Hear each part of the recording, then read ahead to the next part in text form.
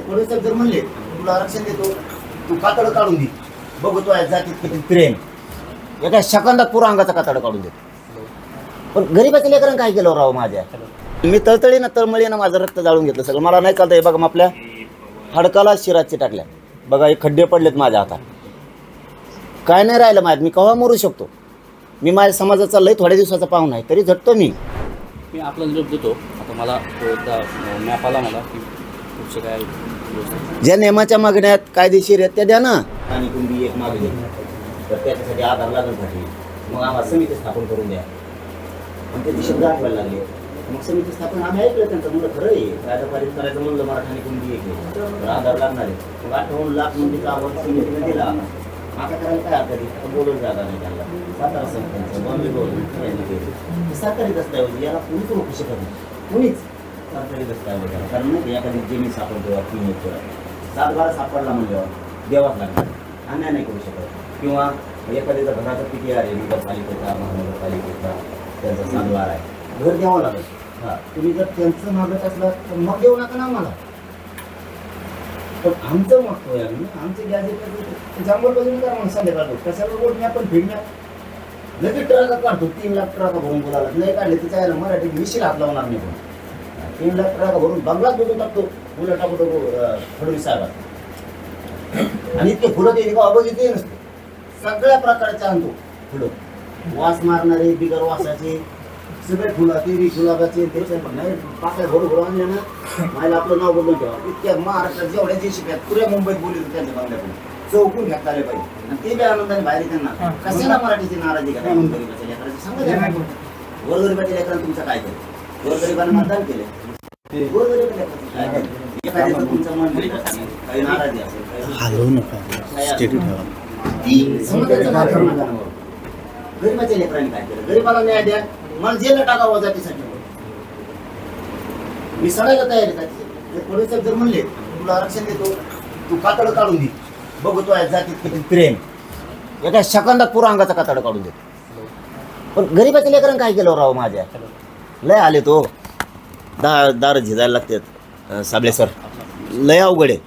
गरीबाला जर पोरग पोरीन तिकडून फोन लावला, पप्पा आई मला पैसे कमी पडले, तर बाप 50 जणांच्या दारात झिजतो. आणि ज्या दिवशी याजानी पैसे काढून घरदार जाळून विकून घाण ठेवून पैसे दिले आणि पोरग पोरगी जर नोकरीला नाही लागली हुकले ना, आई बाप ढसा रडते, पोरं रडते.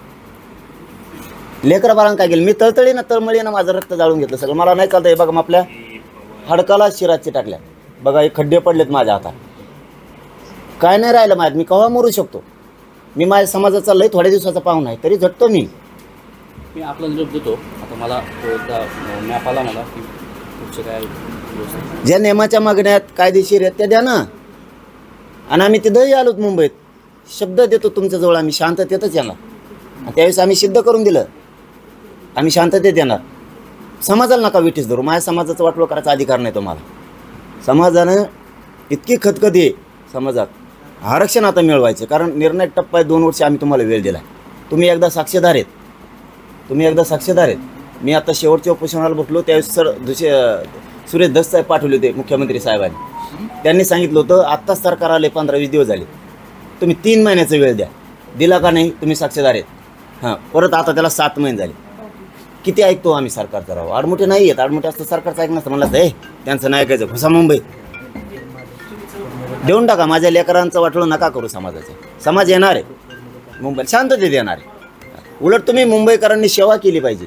सरकारने उलट पोराला हाणण्याऐवजी, त्यांच्यावर हल्ला करण्याऐवजी त्यांना तांब्याभर पाणी, एखादी भाकर दिली पाहिजे. या भूमिकेत आहे तुम्ही. मायबाप आहेत, तुमच्याकडे पालकत्व आहे.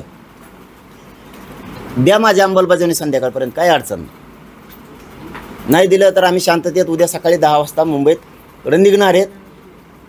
29ला सकाळी मी लोकशाही मार्गानं शांततेत आमरण उपोषण सकाळी 10 वाजता 29ला करणार आहे. उद्या सकाळी 10ला निघणार आहे. नसता मुंबईला नाही यायचं आम्हाला. तुम्ही मरमर करा, काय पळता येईल तितकं पळा, रातच्या 12 उत्तर द्या, करा अंमलबजावणी. हे मराठी तुमचे मित्र होतील, फडणवीस साहेबाचे. सोशल मीडियाच्या भाऊ गर्दीत विश्वासार्हतेने चकाकणारे नाव म्हणजे लेट्सअप मराठी.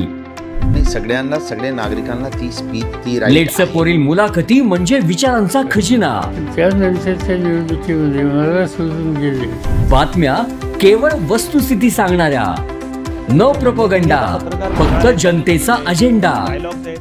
क्योंकि आने वाला कल जाने वाला है, जाने वाला कल आने वाला है. राजकारण, मनोरंजन असो की क्रीडा क्षेत्र, महाराष्ट्राची स्पंदने संवेदनशीलतेने टिपणारे माध्यम म्हणजे लेट्सअप मराठी. जगासोबत एक पाऊल पुढे राहण्यासाठी लेट्सअपचे ॲप, सोशल मीडिया आणि वेबसाईट सोबत कनेक्टेड रहा.